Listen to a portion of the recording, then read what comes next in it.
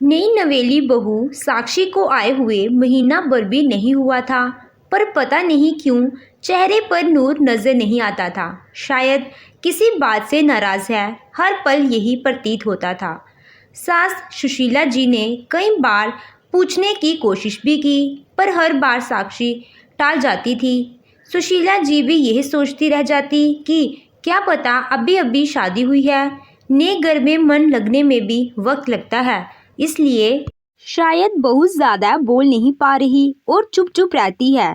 एक दिन अचानक बिना बताए ही साक्षी को लेने उसका भाई आ गया। अभी नई नई शादी हुई थी, इस कारण से सुशीला जी ने भी मना नहीं किया। बहू के जाने के बाद सुशीला जी ने अपने बेटे प्रमोद से कहा, बेटा क्या बात है, बहू चुप चुप सी रहती है और चेहरे से भी लगता है जैसे कोई नाराजगी हो। कोई बात है क्या? पता नहीं मम्मी, मुझे तो ऐसा कुछ नहीं लगता, प्रमोद ने जवाब दिया। शायद मेरी गलत फहमी हो, पर फिर भी एक बार मन टटोल कर देख, क्या पता जो मुझसे ना बोल पा रही हो तुझे बोल दे। ठीक है माँ, जब आएगी तब बात करके देख लूंगा, कहकर प्रमोद अपने ऑफिस चला गया। शाम को जब प्रमोद घर आया तो देखा सुशीला जी उदास बैठी हैं। उन्हें यूं उदास देखकर प्रमोद ने पूछा, क्या हुआ माँ, आप ऐसे क्यों उदास बैठी हो? प्रमोद के सवाल पर सुशीला जी ने उसकी तरफ नजरें उठाकर देखा और कहा, बेटा कल संडे है, तो एक काम कर, तेरा सामान मेरे कमरे में शिफ्ट कर ले, मैं तेरे कमरे में शिफ्ट हो जाती हूँ। अरे अचानक से कमरा शिफ्ट करने की बात कहाँ से आ गई और क्या परेशानी है जो कमरा शिफ्ट कर रहे हो? प्रमोद सुशीला जी के पास बैठते हुए बोला, बेटा मैं अकेली तो जीव हूँ, तेरे पापा है नहीं, भला इतने बड़े कमरे का मैं क्या करूँगी, इसीलिए वो कमरा तू ले ले और मेरा सामान तेरे कमरे में शिफ्ट कर दे। अरे माँ रहने दो ना, क्या ज़रूरत है, आराम से रह तो रहे हैं, वैसे भी साक्षी है नहीं, वह क्या सोचेगी और लोग साक्षी के बारे में क्या क्या बातें बनाएंगे। आते ही सास को उसके कमरे से निकाल दिया। प्रमोद हंसते हुए बोला। उसकी बात सुनकर सुशीला जी चुप हो गई, पर दूसरे दिन प्रमोद के पीछे पड़कर उन्होंने कमरा शिफ्ट करवा ही दिया। जब सब सामान कमरे में शिफ्ट हो गया तो सुशीला जी बोली, बेटा एक काम कर, तेरे ससुराल से जो सोफे आए हैं वह भी यही कमरे में रख ले।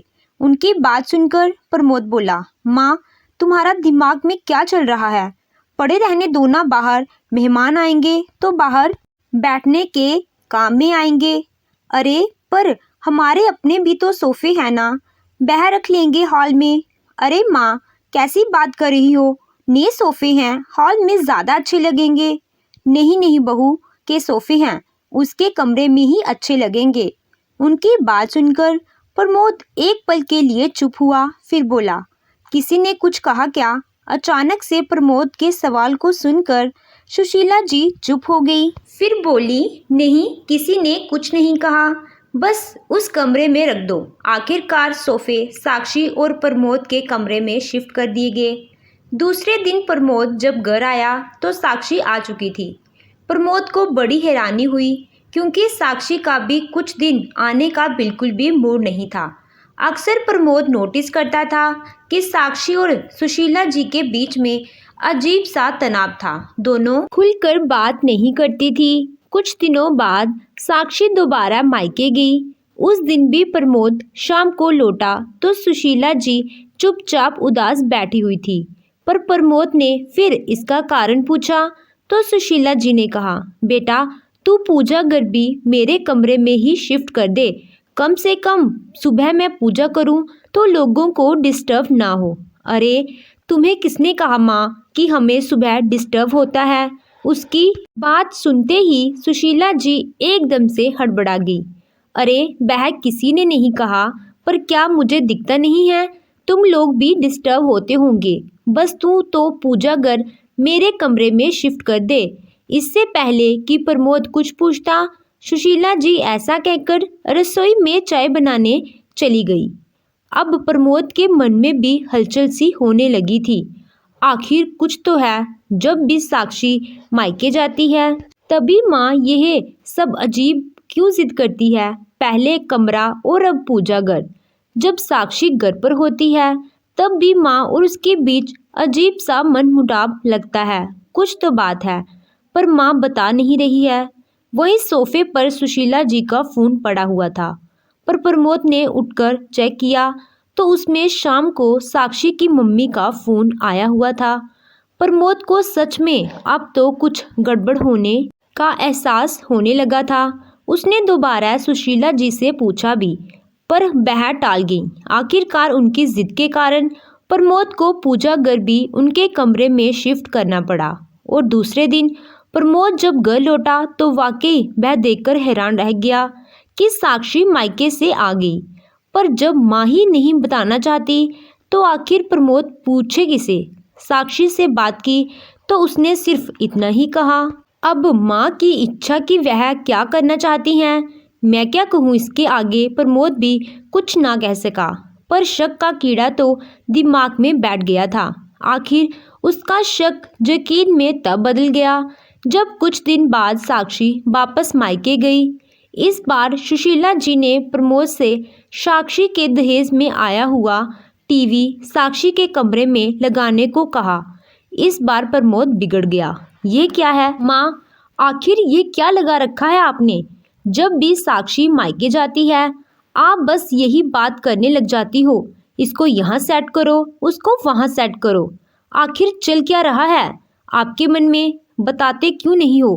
प्रमोद की इस तरह चिल्लाते देखकर सुशीला जी की आंखों में आंसू आ गए और वह लगभग रोती हुई बोली, बेटा मैं तो बस ये चाहती हूँ कि तुम दोनों खुश रहो।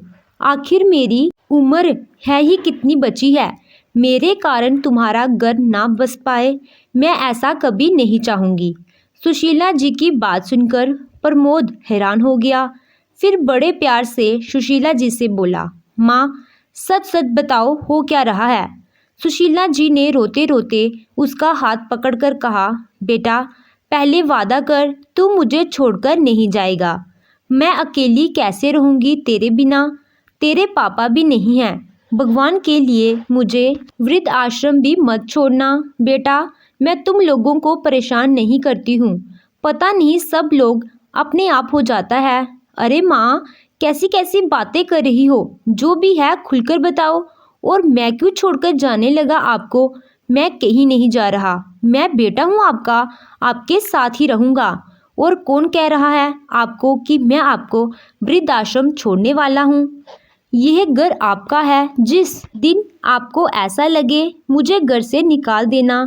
जब सुशीला जी को प्रमोद की बातों पर विश्वास हुआ तब जाकर सुशीला जी ने बोलना शुरू किया, याद है तुम्हारी शादी के बाद जब साक्षी का भाई उसे अचानक लेने आया था और वह मायके गई थी, तो मुझे तो यही लगा था कि उसके मायके वालों को उसकी याद आ रही है।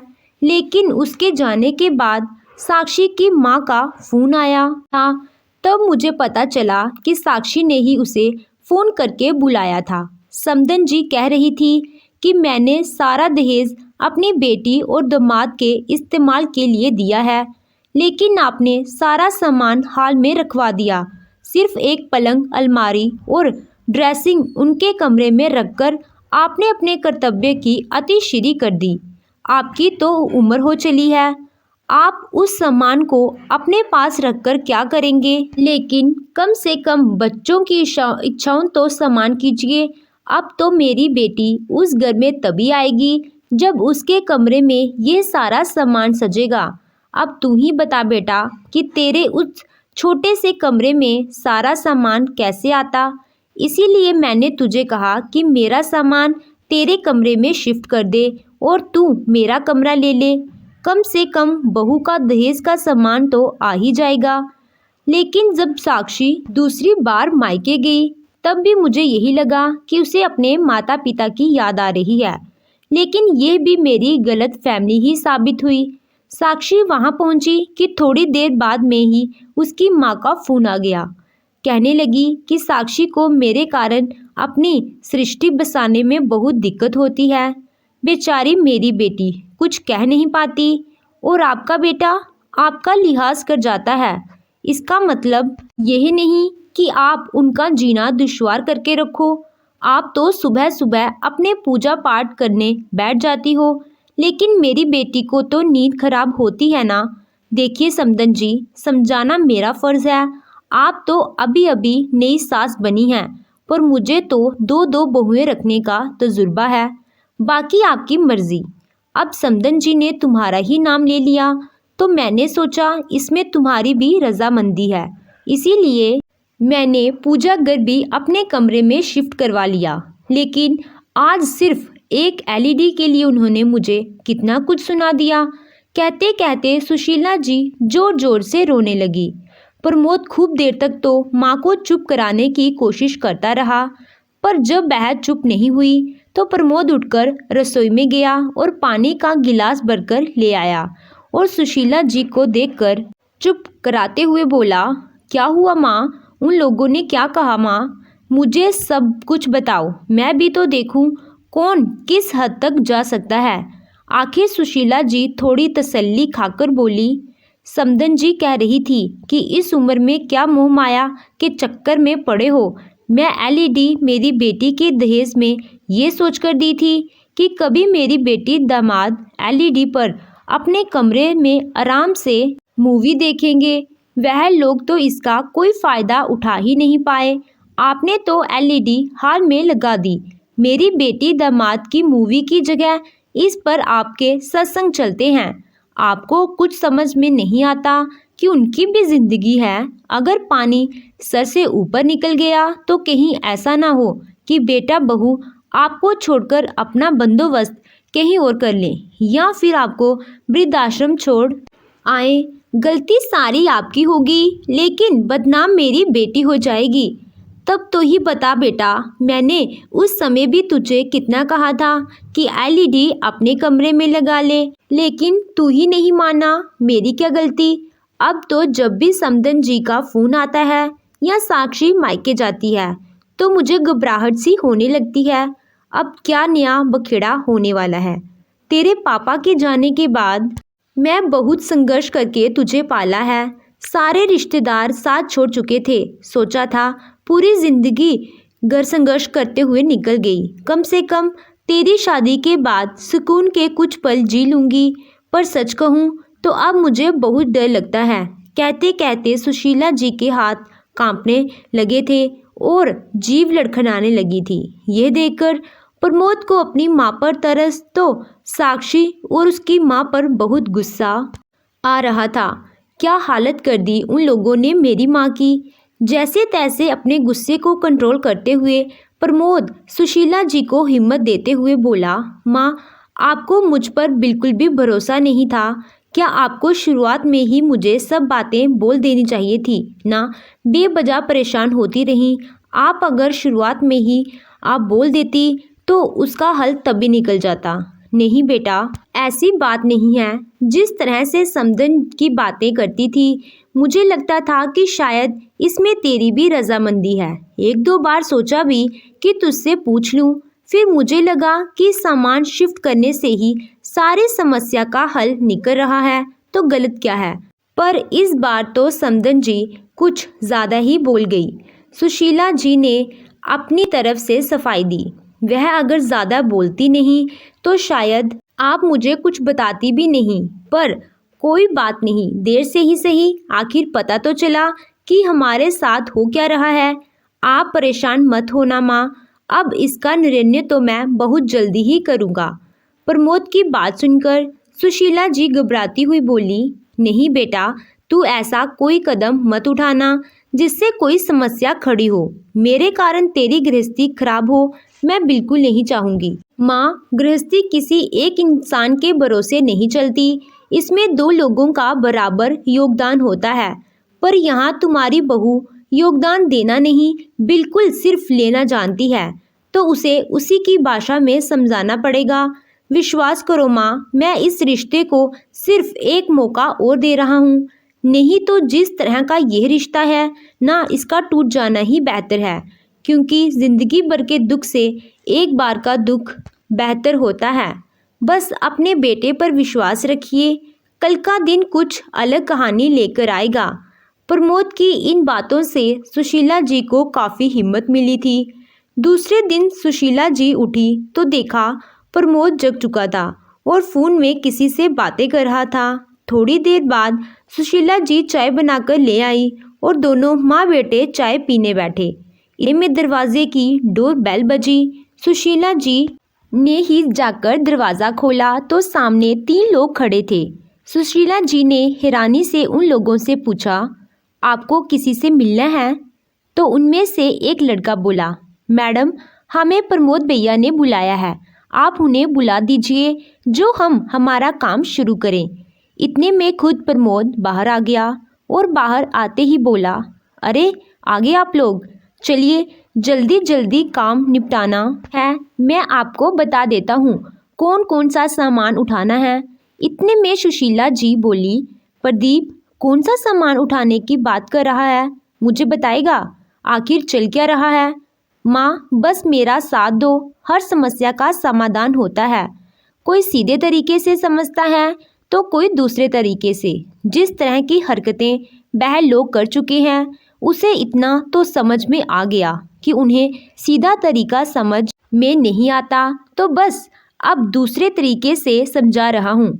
लेकिन तू करना क्या चाहता है, मुझे तो बता सही। अभी भी सुशीला जी अपने बेटे से पूछे जा रही थी। माँ बस 1 मिनट, मैं अभी आया, कहकर प्रमोद उन लड़कों को कुछ समझाकर आ गया और आकर सुशीला जी से बोला, माँ मुझ पर विश्वास रखो और मेरा साथ दो, थोड़ा सा तो आपको भी सख्त बढ़ना पड़ेगा, बस इतना विश्वास दिलाता हूँ कि गलत कुछ नहीं होगा। फिर प्रमोद ने अपनी योजना माँ को समझाई। सुनकर सुशीला जी बोली, सब ठीक तो होगा ना? अभी भी अपनी माँ को हैरान परेशान देखकर प्रमोद बोला, अरे माँ क्यों टेंशन ले रही हो, अब आर या पार, पर बस अब आप हिम्मत बनाए रखना, कहकर प्रमोद अपनी योजना पर अमल करने लगा। 2 घंटे बाद भी प्रमोद अपने ससुराल के दरवाजे पर था। जैसे ही उसने दरवाज़ा खटखटाया, बड़े साले साहब ने आकर दरवाज़ा खोला। उस समय घर के लोग नाश्ता कर रहे थे। उस घर आया देखकर सब लोग हैरान रह गए। साक्षी की दोनों भाभी भी रसोई से निकलकर बाहर आ गई। वहीं खुद साक्षी और उसकी माँ उसे वहां देखकर हैरान थी। इतने में ससुर जी बोले, अरे प्रमोद जी, आज अचानक आप यहाँ, सब खैरियत तो है ना? हाँ पापा जी, आप फिक्र मत कीजिए, सब खैरियत है।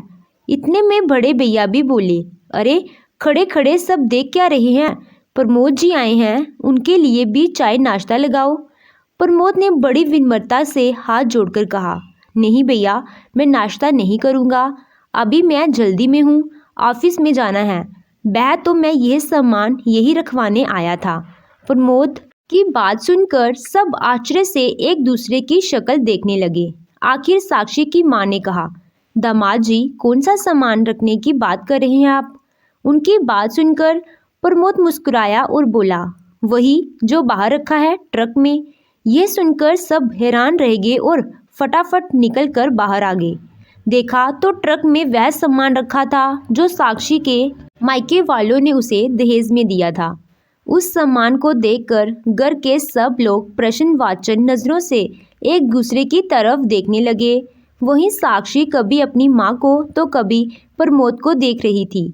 आस पड़ोस के लोगों को वहाँ खड़ा होकर बातें करता देख साक्षी की मम्मी बोली, दामाद जी यह क्या हरकत है, आप यह सब सामान यहाँ क्यों लेकर आए हैं? यहाँ ये सब लाने से पहले आपने एक बार भी नहीं सोचा कि हमारी क्या इज्जत रह जाएगी? देखिए बाहर सब लोग खड़े हैं, खड़े होकर कैसे बातें कर रहे हैं। साक्षी के पापा भी बोले, दामाद जी ये सब क्या है, मुझे तो अभी भी कुछ समझ नहीं आ रहा। प्रमोद हाथ जोड़कर समझाते हुए बोला, देखिए ससुर जी, यह दहेज आपकी बेटी का है जिसे आप लोगों ने दिया है, लेकिन वह घर तो मेरी माँ का है जो मेरे पिता ने बनवाया था। अब माँ ने साफ कह दिया है कि या तो तुम अपना नया मकान खरीद लो या फिर जिसका दहेज है उसके घर पहुँचा दो। मेरे घर में इस दहेज की कोई जगह नहीं। आखिर जब से ये दहेज घर आया है मेरा चैन और सुकून खो गया है। तभी बीच में साक्षी की माँ बोली, आप कहना क्या चाहते हैं? साफ साफ कहिए कि आखिर समस्या क्या है आपकी माँ को। प्रमोद मुस्कुराकर बोला, बस यही सासू माँ कि अगर दहेज में आप मकान भी दे देती तो आपकी बेटी को थोड़ी सहूलियत हो जाती, उसे यूं परेशान नहीं होना पड़ता और उसे बार बार यूं मायके आकर नहीं बैठना पड़ता। प्रमोद की बात सुनकर ससुर जी, बड़े भैया सासू माँ को घूर कर देख रहे थे। वहीं दोनों बहुओं की नज़र भी सासू माँ पर ही टिकी थी। सासू माँ ने तो चुप रहना ही ठीक समझा। आखिर उनकी पोल जो खुल रही थी वह भी बेटे बहू के सामने। उन्हें समझ में आ गया था कि प्रमोद को सब पता चल चुका है और इस बार समधन भी थोड़ी सख्त हो गई हैं। लेकिन इतने में साक्षी भी बोली, मेरे माता पिता की इज्जत की आपको कोई परवाह नहीं थी, जो आप उनका दिया हुआ दहेज का सामान यहाँ लेकर आ गए। यह भी नहीं सोचा कि मेरे माता पिता के दिल पर क्या बीतेगी। बैठकर भी तो बात की जा सकती थी ना। उसकी बात सुनकर प्रमोद बोला, अच्छा बैठकर भी बातें होती हैं क्या? मुझे तो पता नहीं था, क्योंकि तुमने कभी हमसे बात ही नहीं की। जब भी कोई समस्या होती तो मायके आकर बैठ जाती थी। पीछे से सासू माँ फोन करके मेरी माँ को परेशान करती थी, यहाँ तक कि मेरी माँ को धमकी दे डाली कि उनकी बात मानी नहीं तो कल को बेटा बहू अलग हो जाएंगे या आपको वृद्धाश्रम छोड़ाएंगे। तब तुम्हें मेरी माँ के बारे में ख्याल आया था। अब साक्षी से भी कुछ कहते ना बना, पर अब घर में सबको साक्षी और सासू माँ के बारे में पता चल चुका था। आखिर बेटी कैसी भी हो, होती तो बेटी ही है। एक पिता उसका घर टूटने कैसे दे सकता था? उसका घर ना टूटे, इसीलिए ससुर जी हाथ जोड़कर प्रमोद से बोले, माफ़ करना दामाद जी, हमें तो लगता था कि हमारी बेटी हमसे मिलने खुशी खुशी आई है, वह भी आप लोगों की रजामंदी से। पर आज तक जो हुआ सो हो गया। पर आज के बाद ऐसी कोई हरकत नहीं होगी जिसके कारण आपको ये समधन जी को परेशानी होना पड़े। अब आप हमारा थोड़ा सा मन रख लीजिए। आप इस दहेज के सामान को यहाँ से रवाना कर दीजिए। अपने ससुर जी को हाथ जोड़ता देखकर प्रमोद ने उनके हाथों को अपने हाथों में लेकर कहा, माफ़ करना पापा जी, मैं ये सब करना नहीं चाहता, पर जिस तरीके से कल मेरी माँ को मैंने रोते देखा तब जाकर मैंने यह कदम उठाया। आखिरकार ससुर जी ने दहेज के ट्रक को वापस प्रमोद के घर भिजवा दिया और खुद साक्षी और अपनी पत्नी को लेकर प्रमोद के घर की तरफ रवाना हुए। वहां जाकर समधन जी से माफ़ी मांगी और भविष्य में ऐसा नहीं होगा इसका उनको आश्वासन दिया। तो दोस्तों, आपको ये कहानी कैसी लगी कमेंट के द्वारा अपनी राय ज़रूर बताएं। कहानी अच्छी लगी हो तो वीडियो को लाइक कीजिएगा, चैनल पे नए हो तो चैनल को सब्सक्राइब कीजिएगा। Thank you.